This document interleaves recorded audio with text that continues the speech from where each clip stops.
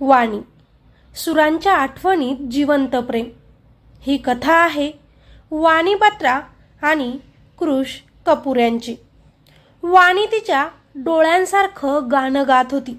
तिच्या आवाजात काहीतरी वेगळंच होतं, एक शांत दुःख पण प्रेमाने भरलेलं.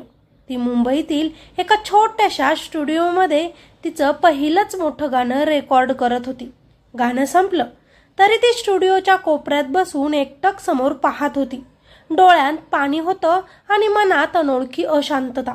त्या दिवशीच तिच्या आयुष्यात एक नवीन वळण आलं. स्टुडिओच्या बाहेर उभा होता कृष कपूर, एक प्रसिद्ध अनुभवी संगीतकार. हार्मोनी, मेलोडी आणि शब्द यांचं नातं त्याला इतकं खोलवर समजलेलं होतं की त्याने अनेक नवीन कलाकारांना जगासमोर आणलं होतं. पण स्वतः मात्र कधीच गाणं गायलं नव्हतं, कारण त्याच्या आवाजात एक हरवलेली गोष्ट होती, ती म्हणजे भावना. त्याच्या जीवनात संगीत होतं, पण त्याच्या संगीतामागे जी भावना असावी ती कुठेतरी हरवलेली होती. त्याला नेहमीच वाटायचं की त्याचं संगीत अपूर्ण आहे आणि त्याला हवी होती एक अशी आवाजाची झुळूक जी त्याच्या अंतर्मनाच्या गूढ कप्प्यात झंकार निर्माण करेल. पण असा मनाला भिडणारा आवाज त्याला भेटला नव्हता आणि आजही तो त्याच आवाजाच्या शोधात होता. आणि त्याच वेळी त्या स्टुडिओ जवळून जात असताना त्यानं वाणीचा आवाज ऐकला. तिच्या त्या सुंदर आवाजाने त्याच्या मनाला स्पर्श केला. कृष क्षणभर तिथेच स्तब्ध झाला. त्याचा विश्वास पटत नव्हता की कोणीतरी त्याच्या मनाला स्पर्श केला होता.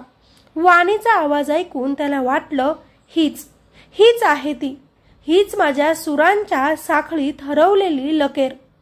त्या दिवशी दोघांचीही पहिल्यांदीच ओळख झाली.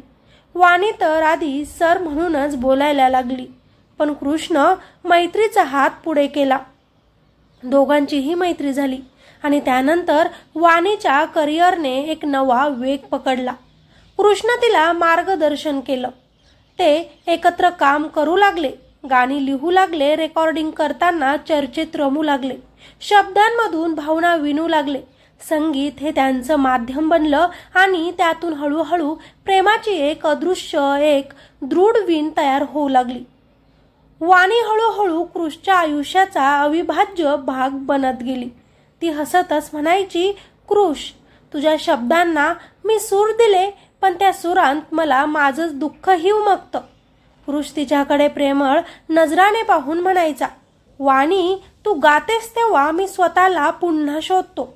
तू माझं गीत आहेस, माझं अस्तित्व आहेस. पावसात भिजत, कॉफीच्या कपावर कविता रचत, एकमेकांच्या डोळ्यात न बोलता सांगत, त्यांचं नातं एका सुंदर बंधनात गुंफत चाललं होतं. ते आता एकमेकांसाठी जगत होते, एकमेकांवर मनापासून प्रेम करत होते. एकमेकांसाठी ते आता काहीही करायला तयार होते. त्यांचंही एक स्वप्न होतं, आई वडिलांच्या मर्जीनं लग्न करायचं, करिअर सेट करायचं, स्वतःचं असं मोठं घर घ्यायचं, गाडी घ्यायची. सगळेच म्हणतात तशी एक क्रिकेट टीम तयार करायची, म्हणजे स्वतःची मुलं देखील होऊ द्यायचे. गाणे, कविता, लेख यांच्या चर्चा करता करता ते त्यांच्या भविष्याच्याही चर्चा आता करायला लागले होते. दोघंही एकमेकांसाठी खूप खुश होते, पण नियतीला काही वेगळंच मंजूर होतं. त्यांच्या नशिबात वेगळंच काहीतरी लिहून ठेवलं होतं. अचानक वाणी आजारी झाली. बरेच दिवस झाले, पण तिला ठीकसं बरं वाटत नव्हतं. वाणीच्या स्मरणशक्तीत हळूहळू बदल दिसू लागले. ती वेळा विसरू लागली, माणसे विसरू लागली, ओळखी विसरू लागली. एवढेच नाही तर स्वतः तयार केलेले गाणे, स्वतः गायलेले गाणे हे देखील ती विसरली. अगदी ज्याच्यावर मनापासून प्रेम केलं, ज्याच्यासोबत भविष्याचे स्वप्न पाहिले, ती त्यालाच विसरली. एक दिवस ती स्टुडिओमध्ये आली आणि कृषकडे पाहून त्याला म्हणाली, तुम्ही कोण? तिच्या प्रश्नानं कृष थरथरला.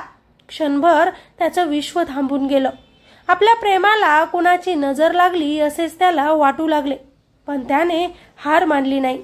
तिला तातडीनं हॉस्पिटलमध्ये नेलं. तपासलीनंतर डॉक्टरांनी निदान केलं.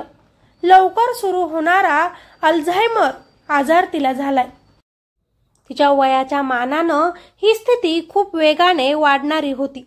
कृषसाठी हा क्षण एका दुःखद शेवटासारखा होता, पण त्याने नात्याला आणि त्यांच्या प्रेमाला तडा जाऊ दिला नाही. त्यानं एक अल्बम तयार करायचं ठरवलं वाणीसाठी. अल्बमाचं नाव वाणी. या अल्बममध्ये वाणीच्या आवाजाचे तुकडे, कविता, हसरा आवाज आणि तिचं खरं रूप, ती जशी होती तशी ते अल्बममध्ये त्यानं उतरवलं. हे सगळं कृष्ण जपून ठेवलं. तो दररोज तिला तिची गाणी ऐकवत असे. वाणी विसरे, पण काही क्षणांसाठी तिच्या डोळ्यात जुनी ओळख चमकत असे. आपल्या प्रेमाला ती आठवत असे. एक दिवस वाणीनं कृषकडे पाहून विचारलं, हे गाणं कुणीतरी फार सुंदर गातं. कोण आहे ती?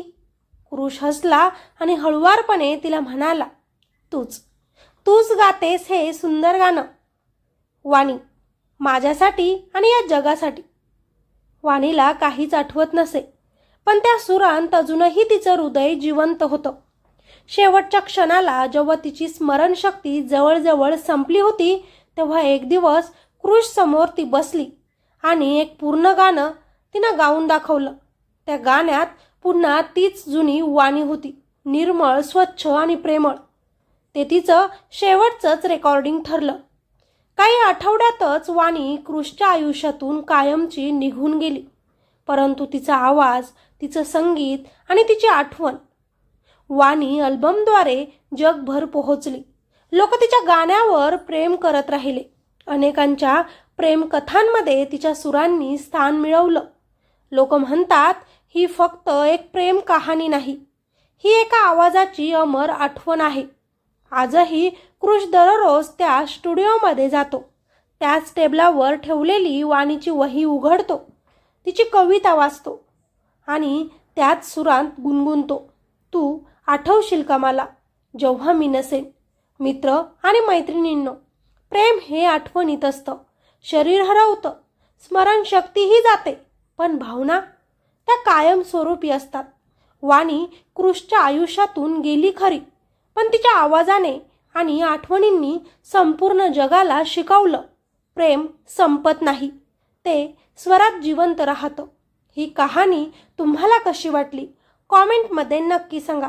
चला, व्हिडिओला लाईक करा आणि चॅनलवर नवीन असाल तर आपल्या चॅनलला लगेचच सबस्क्राईब करा, अशाच नवीन नवीन कथा ऐकण्यासाठी. धन्यवाद.